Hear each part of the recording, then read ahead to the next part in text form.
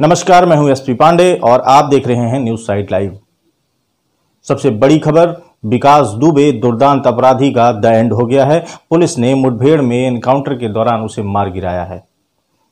यह कल सुबह की घटना है और इसके बाद बहुत सारे सवाल उठ खड़े हुए हैं इस एनकाउंटर को लेकर। लेकिन सबसे राहत की बात यह है कि यह दुर्दांत अपराधी, जिसने अभी अभी एक हफ्ता पहले ही 8 पुलिस वालों की निर्मम हत्या कर दी थी, उसको अब दोबारा मौका देने के मूड में पुलिस प्रशासन नहीं थे। शायद यही वजह रही कि जब उज्जैन पुलिस ने एसटीएफ यूपी को विकास दुबे को सौंपा था तो कयास यह लगाया जा रहा था कि अब विकास दुबे को पुलिस अदालत में पेश करेगी, जहां उस पर मुकदमा चलाया जाएगा। लेकिन पुलिस ने फैसला ऑन द स्पॉट किया और कल विकास दुबे की कहानी खत्म हो गई। आखिर क्या रहा पूरा घटनाक्रम, शुरू से लेकर अब तक क्या रही विकास दुबे की स्टोरी, इन 1 हफ्तों का पूरा जायजा हम देखते हैं इस रिपोर्ट के माध्यम से। रात के अंधेरे में तड़तड़ाती गोलियां और दिन के उजाले में 8 शहीद पुलिस वालों की शहादत के विलाप के बाद अपराधी विकास और कयासों की लुका छिपी के पीछे बेतहाशा भागती पुलिस समूचे सिस्टम में अपनी ही भूमिका के परिदृश्य को उधेड़ती रही। इस बार अपने ही सिपह सालारों के द्वारा खोदी गई कब्र में गिरी बेनकाब हो चुकी पुलिस बदनामी के कीचड़ में पूरी तरह लथपथ हो चुकी थी, जिसे वह पिस्टल के सहारे जल्द से जल्द साफ करने पर आमादा हो चुकी थी।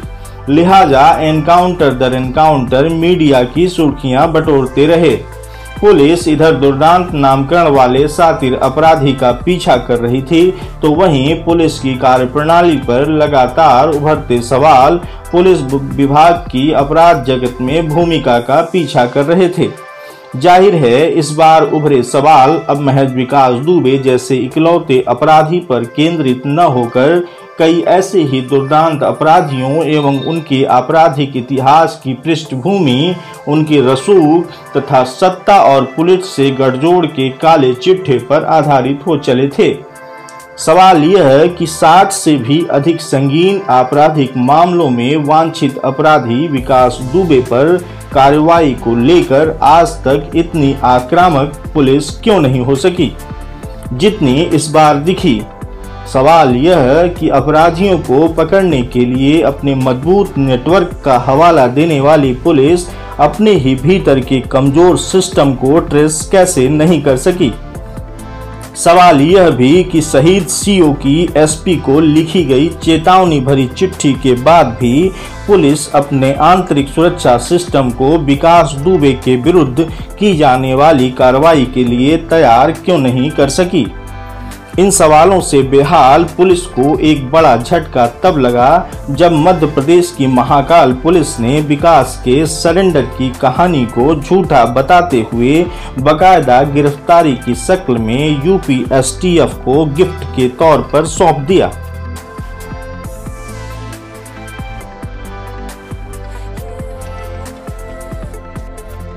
इससे पहले कि विकास गैंग के साथियों के एनकाउंटर को लेकर कोई बहस छिड़ पाती, हफ्ते भर से अपनी नाकामी से बौखलाई पुलिस ने विकास के हत्थे चढ़ते ही वह पूरी की पूरी स्क्रिप्ट तैयार कर डाली, जिससे वह अपनी साख को बचा सके। उज्जैन से कानपुर लाते समय मीडिया की मुस्तैदी पुलिस टीम के संभावित इरादों के लिए सबसे बड़ा रोड़ा थी। लिहाजा खिसकते समय और घटती दूरी ने पुलिस और एसटीएफ के माथे पर बल डाल दिए। आखिर कार को बैरिकेडिंग लगाकर पूरी तरह से मीडिया कर्मियों को रोक दिया गया। आगे की कहानी एक बड़ी आशंका को यथार्थ कर गई। पुलिस टीम की वह गाड़ी पलट गई जिसमें विकास दुबे था और विकास दुबे पुलिसकर्मियों का हथियार छीनकर भागने की कोशिश करता है और पुलिस की जवाबी फायरिंग होती है और द एंड, विकास दुबे मारा गया। लगभग 15 मिनट के भीतर पुलिस की इस जांबाज कार्रवाई को लेकर जो सवाल अब मुखर हो रहे हैं उनमें यह कि यदि विकास भागना ही चाहता था तो उसने उज्जैन महाकाल में यह आसान कोशिश क्यों नहीं की।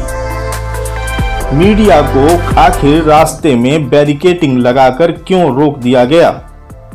विकास ने कानपुर में जिस तरह की दुस्साहसिक घटना को अंजाम दिया उसके बाद भी उसके हाथ पांव खुले रखकर एसटीएफ उसे कानपुर क्यों ला रही थी। विकास जो ठीक तरह से चल भी नहीं पा रहा था उसने एसटीएफ जैसी जाबाज टीम से हथियार छीनकर भागने का मन कैसे बना लिया। हाईवे पर तेज रफ्तार दौड़ती गाड़ी के पलटने पर गाड़ी को भी मामूली नुकसान कैसे हो सकता है। इन सवालों के जवाब के बदले उन 8 पुलिस वालों की शहादत को सामने रखने की कोशिश के अलावा कोई ठोस जवाब संतुष्ट नहीं कर पा रहा है। बहरहाल पुलिस द्वारा विकास के मिसफील्ड और फिर गेम ओवर करने के बाद एनकाउंटर पर तो सवाल खड़े हो ही रहे हैं, राजनीतिक आरोपों की बल्लेबाजी का दौर भी शुरू हो गया है। और हो भी क्यों ना, तस्वीरों के आधार पर राजनीतिक गठजोड़ की जद में आए अपराधी विकास का एक बड़ा कनेक्शन दिखाई देता है। कई बड़े राजनेताओं के साथ अपराधी विकास की वायरल हो रही तस्वीरें सपा बसपा सहित सत्तारूढ़ भाजपा पर भी सवालों का जाल बुन रही है। तो क्या विकास का एनकाउंटर खाकी एवं खादी से उसके बड़े गठजोड़ को दफन करने की साजिश है, या फिर लगातार तीखे सवालों का दंश झेल रही पुलिस की अराजकता का परिणाम। पुलिस तंत्र की ऐसी कार्रवाई क्या न्यायिक तंत्र की उपयोगिता पर सवाल खड़े नहीं करती। प्रयागराज में एक ही परिवार के 4 सदस्यों की गला रेत कर नृशंस हत्या पर पुलिस को आखिर गुस्सा क्यों नहीं आता। इन सवालों के जवाब अब भले ही महज बहस का मुद्दा हो, लेकिन सबसे बड़ा सवाल यह है कि सत्ता के गलियारों से होकर गुजरने वाले सिस्टम की सड़ांध को विकास दुबे जैसे अपराधियों के एक्सपोजर से आखिर कब तक दूर रखा जा सकेगा। गिरफ्तार कर लिया है, हमारी कस्टडी में है। छीनने की कोशिश की, भागा।